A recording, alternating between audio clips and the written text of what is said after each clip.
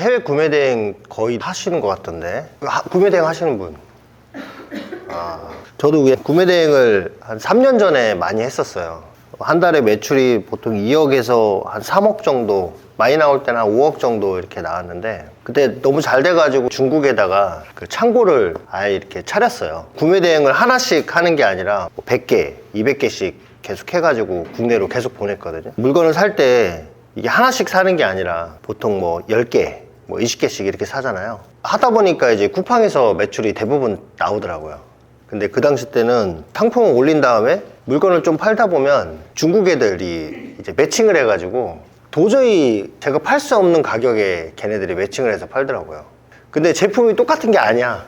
저는 오래 팔려고 품질 괜찮은 거 파는데 걔네들은 비슷한 상품에 매칭을 해가지고 이제 최저가를 하니까, 야, 그거를 제가 실제로 사봤는데 말도 안 되는 제품을 배송을 하더라고요. 고객들은 반품을 못 해요. 반품하면 또 반품비가 막 10,000원씩 들고 하니까, 물건은 8,000원인데 반품비는 10,000원 하고 하니까, 물건이 8,000원이니까 그러면 배송비가 한 5,000원 나가니까 제품값은 한 2,000원? 1,500원 정도 하는 거죠. 중국 창고에 제품이 엄청 많았어요. 어린이 제품이 많은 이유가 해외 구매 대행을 하면서 괜찮은 제품들 있잖아요. 후기 쌓이기 전에 판매를 딱 중지를 해버리고 상품을 전시 중지 해버린 상태에서 직접 수입을 했어요. 그리고 국내에 그때 들어와가지고 팔았더니 역시 똑같이 잘 팔리더라고요. 쿠팡 할 때는 거의 윙으로 그런 식으로 많이 팔았거든요. 저는 그때 로켓 배송은 거의 안 했던 것 같아요. 로켓 배송은 발주 예측이 안 되니까 더 힘들더라고요. 뭐 10개 들어갔으면 다음에 50개 나올 줄 알고 100개 이렇게 발주를 해놔도 연락이 없어요. 창고에 재고만 엄청 많이 쌓이게 되고 악순환이 좀 반복이 되더라고요. 특히 구매 대행을 했던 이유가 어린이 안정이라든가 전파 인증이라든가 이런 걸 하려면 상품을 먼저 테스트를 해야 되거든요. 근데 구매 대행은 인증에 대해서 조금 자유로워요. 상품을 팔다가 걸렸을 때 국내 사업자면은 대표가 처벌을 받아요. 뭐 여러분들이 하나 걸리면 경찰서 가는 것처럼. 근데 해외 구매 대행할 때는 저는 홍콩에다가 사업자를 내고 했거든요. 스마트스토어나 지마켓 옥션, 쿠팡 할 때는 어떤 상품이 만약에 어린이 안전이나 이런 거 딱 걸리잖아요. 그러면 그냥 그 상품만 정지돼. 대표는 괜찮은 거죠. 그 테스트를 되게 많이 했어요. 아마 지금도 마찬가지일 거예요. 해외 사업자로 구매 대행하면 예를 들어서 어린이 안전 제품 하나 올려놓고 인스타그램으로 이렇게 트래픽을 싸가지고 클릭 단가가 낮은 거 있잖아요. 실제로 전환이 일어나는가를 보고 이걸 인증을 받아가지고 국내에다가 수입을 하니까 대부분 그렇게 하니까 잘 먹혔어요. 로켓에서도 되게 잘 팔렸고, 인증 있는 걸 하니까 교포, 그러니까 조선족 애들이 쉽게 못 따라 하더라고요. 같이 매칭이 돼도 인증 유무에 대해 신고를 하면 금방 떨어지긴 해가지고 그 매칭 떼는 게 너무 힘들더라고요. 지금은 거의 없어진 것 같더라고요. 다시 구매 대행을 해볼까 막 이런 유혹이 들긴 하는데, 중국에다가 디자이너도 해놨고 CS도 당연히 중국에 있어야 돼요. 왜냐면 중국 상품을 중국에서 배송하니까 배송 문의가 거의 80%니까 그 디자이너도 월 80만 원 정도면 하니까 그때 국내 디자인 애들 월 한 250만 원 정도 줘야 되는데 3명 쓸 비용이잖아요. 그러니까 거기에 2명 놓고 그리고 CS 놓고 MD도 중국 애들.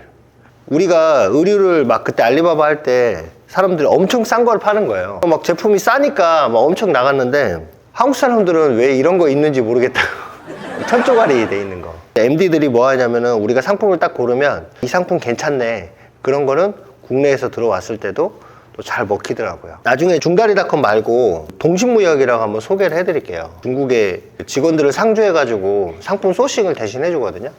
거기는 근데 인증 있는 거 위주로 제안을 해줘요. 대신 인증을 제안을 해줄 때 중국에 그 상품으로 하는 SNS가 있거든요. 거기에서 이제 최신 유행하는 제품으로 추천을 해드리고, 거기에 배터리가 국내 인증을 받은 건지 안 받은 건지, 국내 인증을 받으면 우리가 따로 인증을 받을 필요가 없잖아요. 이제 그것까지 알아봐주고, 우리가 컨택하는 데가 실제로 공장인지 알아봐주고, 그렇게 해서 MOQ 몇 개인지 실제로 제품을 그렇게 소싱을 해주는데 제안을 주는 제품들이 먹히더라고요. 선택은 여러분들이 하셔야 돼요. 인증의 비용이 조금 들거든요. 해외 사업자로 구매 대행을 하게 되면요, 부가세를 안 내더라고요. 중국은 부가세 개념이 없어요. 그래서 우리는 물건을 판매를 하고 해외 송금을 해가지고 원가를 증빙해가지고 그 차액만 부가세를 내잖아요. 중국하고 홍콩 사업자라는 거는 이제 부가세가 없더라고요. 쿠팡 수수료만 빼고 나머지는 다 들어오더라고요. 최근에 구매대행 영상을 좀 보니까 잘 판다고 하시는 분들이 있잖아요. 광고를 잘하더라고요. 광고 없이 잘 파는 분들은 거의 없고요. 광고를 잘한다는 게 내가 어떤 상품을 딱 걸렸으면 그거를 이제 쿠팡 광고도 하고요. 쿠파스 말씀드릴 텐데 쿠파스 광고도 이렇게 막 잘 하시면 한 상품에 대해서 딱 퍼포먼스가 나게 하는 게 몇천 벌었다 그렇게 얘기하는 거예요. 후기 쌓이기 전에 몇천 매출 나왔고 몇천 나왔다. 광고 테스트를 하려면 여러분이 상품을 가져와 가지고 직접 테스트 해보는 게 제일 낫습니다. 광고에 대해서 공부를 많이 하셔야 돼요. 그래야 실력이 되거든요. 구매 대행에서 실패한 여러 가지 이유를 정리를 좀 해봤는데 재고 관리가 안 되더라고요. 주문이 3개가 들어오면 알리바바에서는 10개 시켜야 반값이 되는 거예요. 주문이 3개 들어와서 알리바바에서 10개를 주문했는데 6개 정도만 판매되고 한 4개는 안 팔리더라고요. 그러면 4개를 어떻게 해야 될지 모르겠더라고. 광고하기도 애매하고 중국 내에서 창고에 종류별로 재고가 엄청 많이 쌓인 거예요. 재고 관리가 안 됐고 MD들하고 디자이너하고 포장하는 근무자까지 갖추다 보니까 신상품을 계속 발굴하게 돼요. MD들이 상품을 찾아야 디자이너가 일이 있고 디자이너가 물건을 올려야 판매가 돼서 포장하는 사람이 일이 있잖아요. 신상품을 계속 집중하다 보니까 아까처럼 그렇게 소소하게 남아있는 거는 그냥 그대로 남아있는 거예요.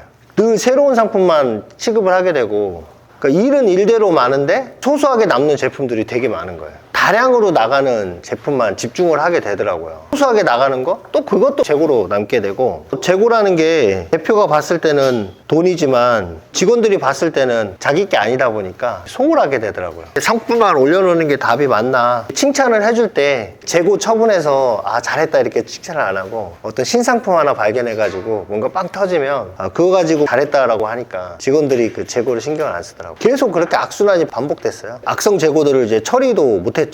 다품종 소량 판매. 그 구매 대행할 때 이 모양이었거든요. 다품종 소량 판매. 직원들이 있다 보니까 계속 상품을 고르라고 한 거예요. 가끔씩 물건이 들어오는 상품 찾는 데만 30분 걸리고 이러니까 하나 팔아가지고 2,000원 남는데 직원들 30분 인건비만 해도 3, 4,000원이니까 돈을 버는 건가 그런 생각을 많이 하게 됐죠. 이렇게 다품종을 하다 보니까 광고를 했어요. 쿠팡에서 10,000원씩 세팅을 할 거예요. 10,000원, 10,000원, 10,000원, 10,000원, 10,000원 이렇게 세팅을 하면 이게 처음에는 괜찮은데 이게 2페이지 넘어가고 이러잖아요. 이게 관리가 잘 안 돼요. 관리가 2페이지까지 합치면 20만 원이거든요. 10,000원씩 다 하면. 근데 매출은 100만 원밖에 안 나오니까 거의 안 남는 것 같아요. 일매출 100만 원이면 구매대행치고 적게 나오는 편은 아닌데 그러니까 이런 식으로 쿠팡에서 광고를 하니까 광고에 신경을 쓸 수가 없더라고요. 잘 나오는 상품에 대해서 집중을 해야 되는데 이 상품이 애매하게 남은 거야. 그러니까 광고를 끌 수도 없고 다품종 소량 판매는 벗어나야 돼요. 이 상품을 여러분들처럼 소싱을 해서 판매를 하고 있거든요. 자기 상품은 이게 공개를 안 하더라고. 따라할까봐. 근데 실제로 수입해서 이렇게 하니까 제품 하나로 하니까 진짜 된다고 그러더라고. 하루에 뭐 거의 100개 이상씩 나갔으니까 집중하는 게 좋아요. 다품종 소량이 아니라 소품종 대량 판매를. 그러면 구매 대행 하실 때 매입에 대한 부담이 있으니까 그래도 많이 팔아야 되잖아요. 그래서 이 광고를 배우면 충분히 수익이 나올 거예요. 구매 대행에서 실패한 이유가 매칭 때문이었거든요. 요번에 새로 수입한 거 색연필 하나 있는데 네이버에서는 가격 비교를 매칭을 해가지고 판매를 하려고 해요. 리셀러라고 하는데 이거를 잘 이용하면 또 독이 되고 저는 이렇게 매칭을 당하면은 내 상품이 잘 팔려서 그런가 보다 해서 웬만하면 그냥 직접 수입을 해가지고 가격 경쟁을 했어요. 쿠팡은 결국은 가격으로 거의 비교를 하니까 가격으로 할 수밖에 없었더라고요. 그리고 고정비도 좀 증가를 한 상태여가지고 중국에 있는 사무실도 임대 내야 되고 또 중국 내 CS, 포장인원, MD, 그 디자이너도 그렇게 채용을 했는데 인건비가 한 500만 원이 안 넘더라고. 한 5명인가 썼는데 그렇게 아예 중국 내에서 세팅을 했어요. 제가 이렇게 한 결과 구매 대행을 실패했죠. 이거 하면서 아이템을 발견했어요. 그때 발견한 아이템이 거의 3, 4년 됐는데 지금도 팔고 있어요. 마진이 2,000원, 1,500원 이렇게 남는데 후기가 그때부터 지금까지 쭉 쌓이니까 국내에서는 거의 저만 이렇게 팔게 되더라고요. 그런 제품들이 몇 개 있어요. 수익률은 좋지 않은데 이 아이템이 있으니까 이 고정비를 줄이려고 직원을 확 줄였죠. 2명으로 확 줄였는데 이 아이템이 계속 나가는 거죠. 영업이익률이 엄청 올라갔죠. 이 직원이 중국에 1명, MD 1명, 2명이서 우리 회사에서 일하고 있어요. 한 달에 한 3, 4억 정도 매출 나오니까. 지금 신상품 소싱을 안 해요. 소싱을 안 한 지 1년이 넘었으니까. 어느 순간 이렇게 한번 딱 끊어야 돼요. 아, 나는 그냥 한 1,000만 원 정도 수익 들어오는데 이것만 좀 유지해야 되겠다. 고정비를 더 줄이려고 이때부터 부동산에 대해서 관심을 계속 가진 거예요. 내 창고 가지면 월세를 적게 낼 수 있으니까. 고정비를 아끼려다 보니까 이제 계속 제 창고를 늘려가고